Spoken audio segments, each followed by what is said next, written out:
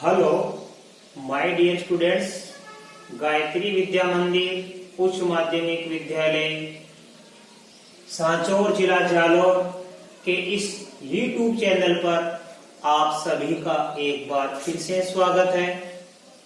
प्रिय विद्यार्थियों, मैं अनिल कुमार सोनी, कक्षा 9 विषय गणित, अध्याय 9 समांतर चतुर्भुजों एवं त्रिभुजों के क्षेत्रफल, प्रश्न 9.3 के सवाल नंबर 13 और 14 आज आपको हल कराऊंगा।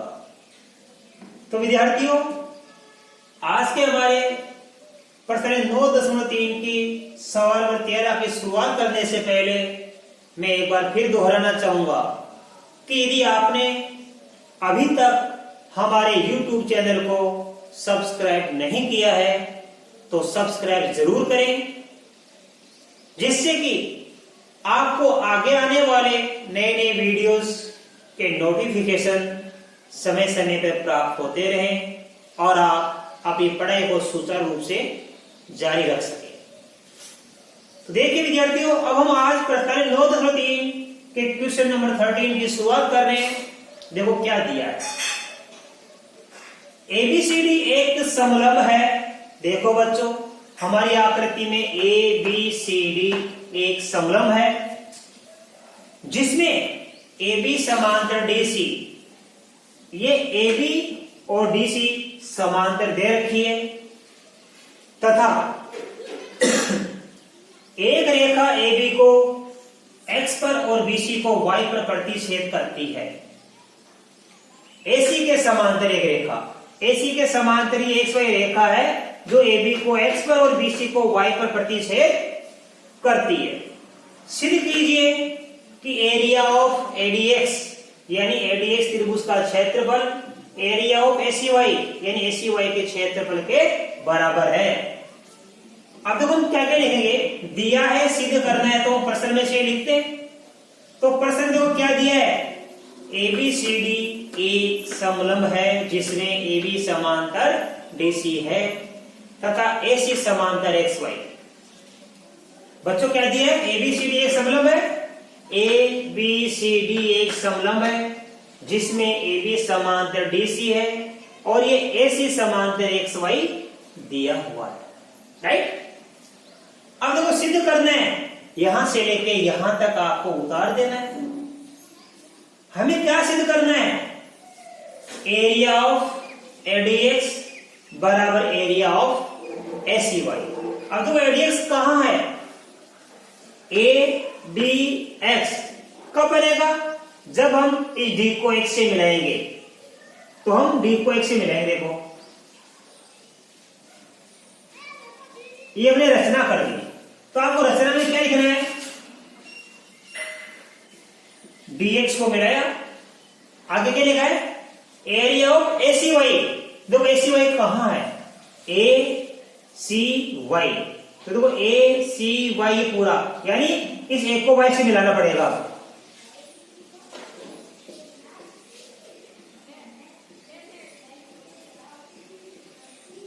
ये तो देखो ये बन गया ACY बन गया। तो दूसरी रचना हमने क्या की। AY को मिलाया,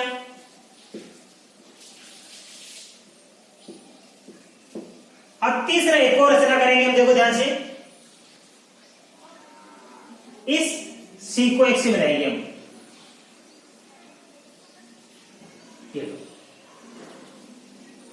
इसको मिलाते हैं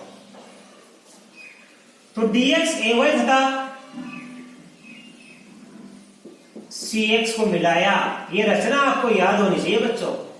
इस सवाल को प्रूव करने के लिए हमको रचना की आवश्यकता पड़ी, तो हमने रचना कर दी।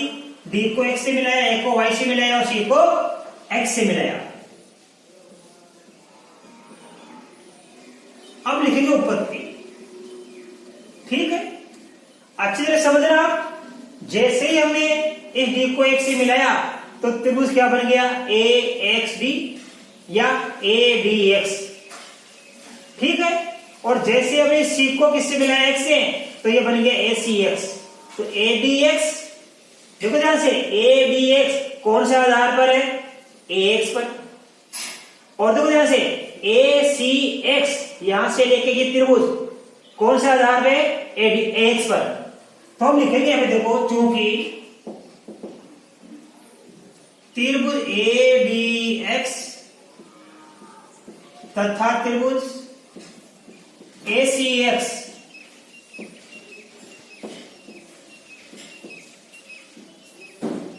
एक ही आधार, कौन सा एक्स आधार पर है, इस एक्स आधार पर ए डी एक्स और इसी आधार पर ए सी एक्स त्रिभुज बन गया आधार एक्स पर। और एक्स किसके समांतर है, इस आधार एक्स से समांतर डीसी है। तो देखो एडीएक्स तथा त्रिभुज एसीएक्स एक ही आधार है एक्स तथा एक ही समांतर रेखाओं, एक ही समांतर रेखाओं कौन कौन सी, एक्स व डीसी के मध्य स्थित है, के मध्य स्थित है। आपको बता रखा है कि जब भी दो त्रिभुज एक ही आधार और एक ही समांतर रेखाओं के मध्य स्थित होते हैं तो क्षेत्रफल में समान होते हैं। इसलिए area of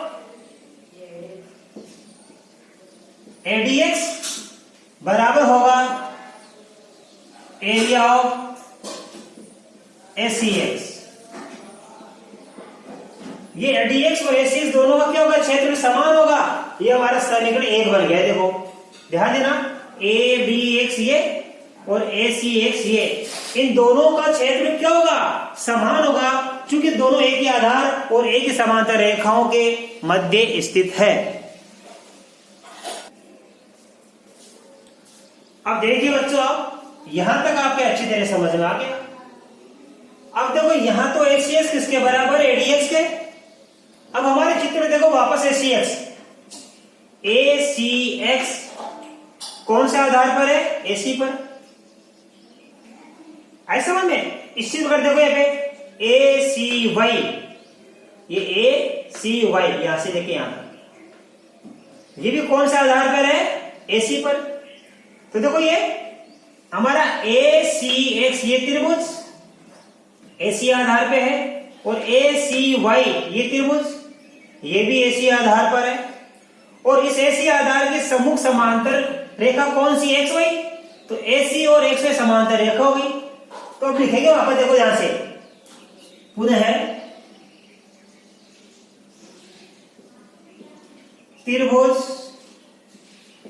A C Y तथा त्रिभुज ए सी एक्स एक ही आधार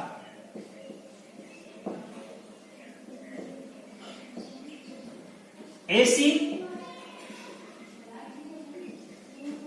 तथा एक ही समांतर रेखा तथा एक ही समांतर रेखाओं कौन कौन सी, देखो एसी तो आधार है, तो ए सी एक्स आधार एसी, ए सी वाई आधार एसी, एसी और एक्स वाई समांतर है।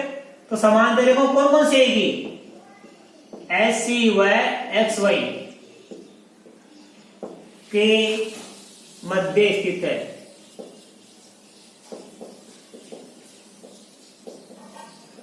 राइट। तो वापस क्या हो गया, त्रिभुज एसी वाई और त्रिभुज एसी एक्स एक ही आधार और एक ही समांतर रेखाओं के मध्य स्थित है। तो इस बार ये दोनों त्रिभुज क्षेत्र में समान होंगे, इसलिए area of A C Y बराबर area of A C X, दोनों क्या होंगे, समान।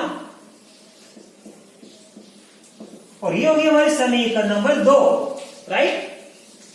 अब हमें लाना क्या था, एडीएक्स त्रिभुज ये रहा, एसीवाई त्रिभुज ये रहा, यानी हमको क्या लाना है, इस एडीएक्स को और ACY दोनों को समान लाना है, तो समीकरण 1 और 2 की तुलना करेंगे हम। एक में देखो बच्चों ACX है, ये ADX के बराबर, इस एक में ACX ये रहा और 2 में भी ACX ये रहा, तो देखो यहां भी ACX आ गया एक में और 2 में भी ACX आ गया, तो ये दोनों बराबर है, इसका मतलब ये दोनों क्या हो जाएंगे, बराबर। तो हम लिखेंगे क्या, समीकरण 1 व 2 से, अथवा आप इसको थोड़े लंबे रूप में ले सकते हो, समीकरण 1 व 2 की तुलना करने पर। तो हम लिखेंगे देखो आगे, समीकरण 1 व 2 की तुलना करने पर। तो देखो एक में ACX है और 2 में भी ACX है, जब ये दोनों बराबर है तो यहां तो ACX ADX के बराबर और ये ACX ACY के बराबर, तो ये दोनों क्या हो जाएंगे, बराबर। इसलिए एरिया ऑफ ADX बराबर क्या हो जाएगा, एरिया ऑफ ACY। और हमको ये प्रूव करना था, ADX और ACY का त्रिभुज है ये, इन त्रिभुजों का क्षेत्र को बराबर लाना था और ये बराबर आ गया, एरिया ऑफ ADX बराबर एरिया ऑफ ACY, ये हमको सिद्ध करना था।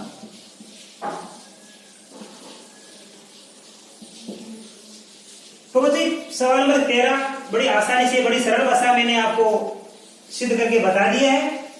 अब आप इसका स्क्रीनशॉट लीजिए, इसके बाद मैं आपको इसके बाद सवाल नंबर 14 करूंगा।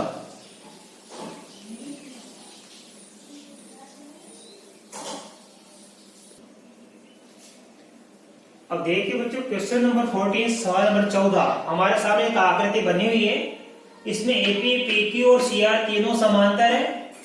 ये AP और AP के बाद में BQ और CR तीनों क्या है, समांतर है। सिद्ध कीजिए कि AQC ये त्रिभुज और PBR ये त्रिभुज, इनका क्षेत्र समान होगा। तो देखो बच्चों कैसे लेंगे, सबसे पहले तो हमको लिखना पड़ेगा दिया है, ध्यान देना, सबसे लिखना पड़ता हमको दिया है, और दिया जिसमें बहुत सरल है, क्या दिया है ये लिख दो, AP समांतर BQ समांतर CR है। अब बच्चों लिखेंगे सिद्ध करना है,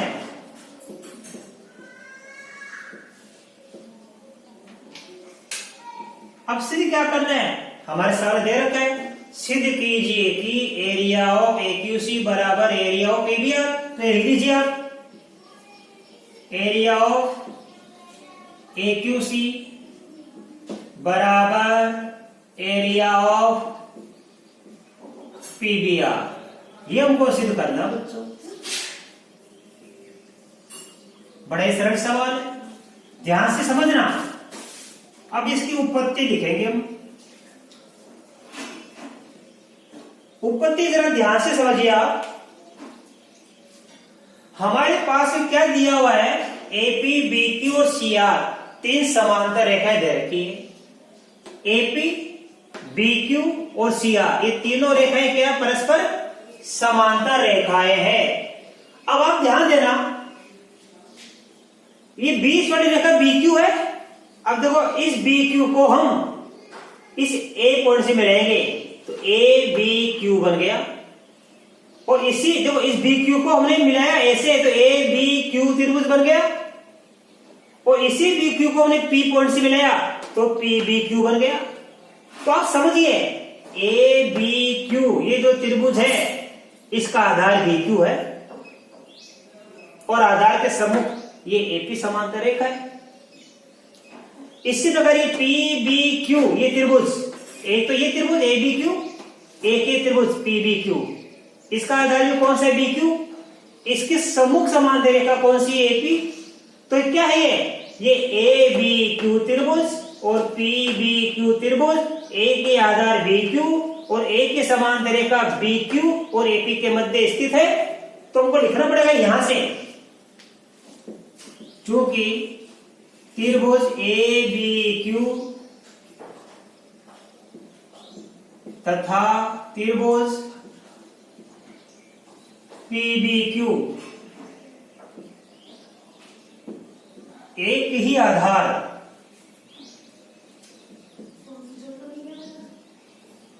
बी क्यू तथा एक ही समांतर रेखाओं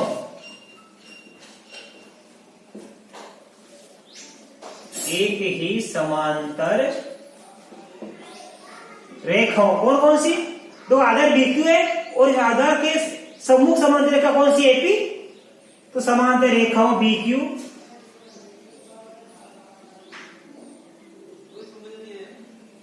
व एपी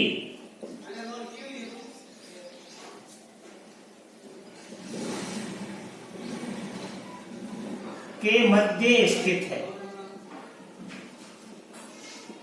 राइट। तो ये त्रिभुज ए बी क्यू और त्रिभुज पी बी क्यू एक ही आधार और एक ही समांतर रेखाओं के मध्य स्थित है, इसलिए दोनों क्षेत्रफल में समान होंगे। इसलिए area of A B Q बराबर एरिया ऑफ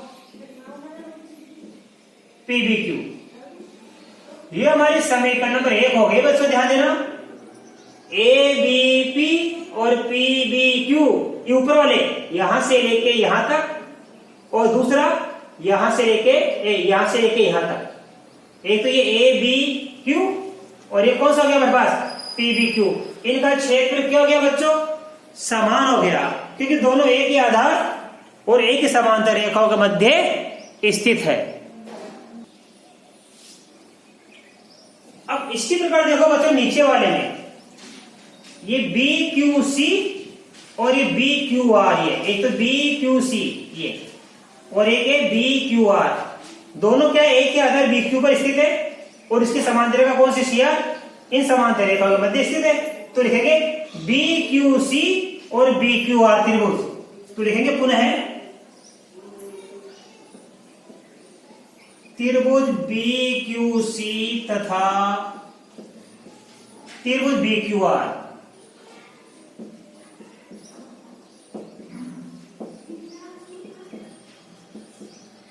एक ही आधार कौन सा, बी क्यू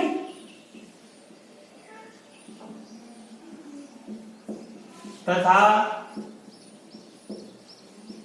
एक ही समांतर रेखाओं कौन कौन सी, बी क्यू और सी आर, बी क्यू व सी आर के मध्य स्थित है।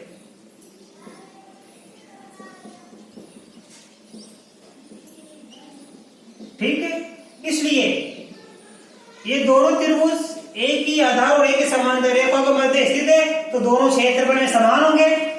इसलिए area of B Q C बराबर area of B Q R, और ये हमारी समीकरण नंबर मान ली हमने 2। तो नंबर 1 में क्या है, B Q, A B Q यहां से लेके यहां तक। नंबर 2 में क्या आया, बी क्यू सी। ठीक है, अब आप ध्यान देना, हमको 2 समीकरण प्राप्त हो गए और हमको क्या लाना था, क्या सिद्ध करना था, हमें सिद्ध करना था बच्चों area of A Q C बराबर area of P B R. A Q C ढूंढो, का है ए क्यू सी, ए क्यू सी यहां से लेके यहां तक, तो यहां से लेके एक भाग हो गया, ये दूसरा यहां से लेके यहां तक हो गया। तो ये कौन सा, ए बी क्यू, ये रहा ए बी क्यू। दूसरा कौन सा है, बी क्यू सी, ये रहा बी क्यू सी। तो इन दोनों को जोड़ देंगे तो क्या प्राप्त हो जाएगा, ए क्यू सी। इससे प्रकार देखो P B R, P B Q, P B Q ये रहा और क्यू बी आर ये रहा। यहां से लेके इस त्रिभुज को और यहां से लेके, तो पी बी क्यू तो ये रहा और ये बी क्यू आर है ना। तो जब इन दोनों त्रिभुज को जोड़ देंगे तो ये क्या बन जाएगा, पीबीआर। इससे क्या सिद्ध हुआ, 1 और 2 समीकरण को जोड़ना है। समीकरण 1 प्लस 2 से 1 और 2 को जोड़ेंगे, इधर वाले को इधर वाले की तरफ जोड़ेंगे। Area of A B Q plus area of B Q C बराबर area of P B Q